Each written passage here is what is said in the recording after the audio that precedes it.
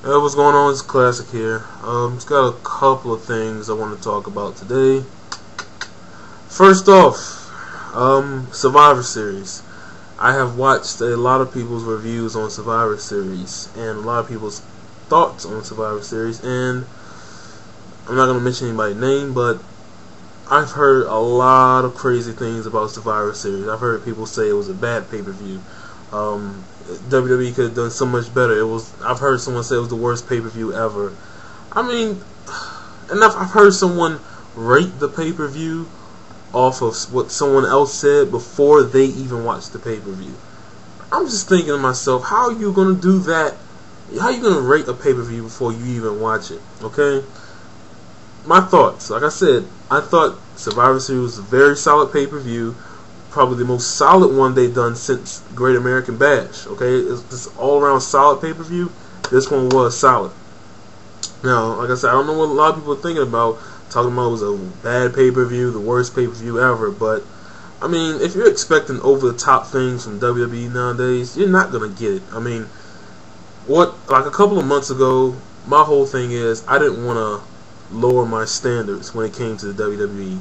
And I just figured out, you know what, it's not going to be as good as it was, so I have to lower my standards because that's the only way I'm going to enjoy the product. And that's what I did, and you know what, I enjoyed Survivor Series. So, you know, my thought is, if you thought it was bad, if you thought it was the worst pay-per-view ever, maybe you should just lower your standards when it comes to WWE a little bit, because it's not going to be as good as it was. That's just my thought, but you know, hey, I'm only one man. Then we'll go to Carlito. He jobbed to Hornswoggle on Raw, so he's pretty much done with WWE. Where he will end up, I'm not sure. Will he go to TNA? Maybe. You know, it would be a good fit, but I don't know what they would do with him just because they're getting so many guys and not doing anything with him. So if he goes to TNA, you know, like I said, I'm not going to trash it, but we'll see what happens. But if I was Carlito, I wouldn't go, honestly. I mean, as a TNA fan myself, I'd say don't go because they would have nothing for him to do, and he'll pretty much be in the same situation that he is right now in WWE, just sitting around doing nothing, basically. So let's see where he ends up. Like I said, I'm not going to make any predictions, but we'll see where he ends up. Another thing, Raw. Chris Jericho is back. I posted the bulletin that night that I said, you know, Chris Jericho's back, and then I asked the question, why didn't I mark out? Now, people took that as me saying that I'm not glad that Jericho's back, or I think Jericho should go, you know, somewhere else like TNA. No, I don't think Jericho should go to TNA, not at all, because Jericho's ego is so high that he needs that stage where he can perform, and the WWE is the best stage for that. So I'm actually happy that Jericho is back. It's going to create, you know, new feuds. I don't know with the whole Orton thing, what's that going to do, but I'm so glad Jericho is back. Like I just said, I didn't mark out, okay? And I've just been thinking, I don't know why I didn't mark out. Maybe it's because they've been shoving this down our throats for the past 2-3 months that, you know, I mean, I thought, you know, coming up to like the very point when he came out, I said, oh my God, I'm going to mark out. But it just wasn't as big as I thought. I've watched it over again, and I mean, like I said, every time I watch it, I have a smile on my face, but for some reason, I just didn't go over the top like I did for like HBK or someone.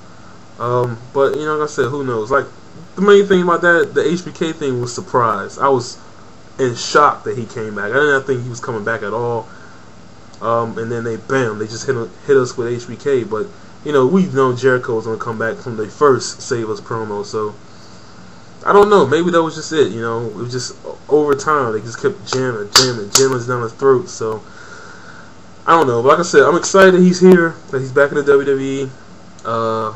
Like I said, I'm going to see what they do with the whole Orton thing.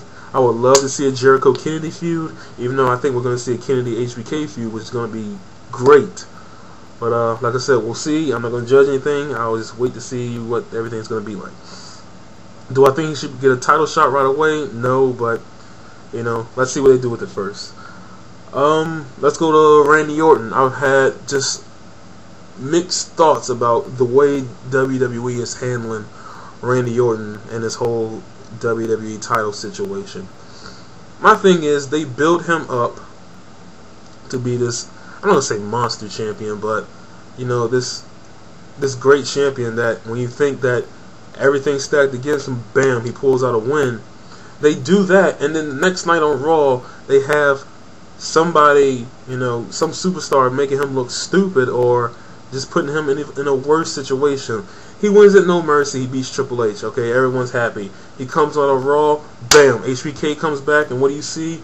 5 straight weeks of Sweet Chin music. It's probably 5 plus, honestly, but 5 straight weeks of Sweet Chin music. Alright, then he beats HBK at Survivor Series. Everyone said, okay, Orton's the man. Here it goes. And then, bam! Y2J comes out and makes him look stupid. I just don't see why they're doing this, okay? I know a lot of people don't think he deserves a title run. I think his title run should last at least until, the Royal Rumble. I would like to see it last until WrestleMania. Like I said, my dream WrestleMania main event right now was Randy Orton, Shawn Michaels, and Triple H.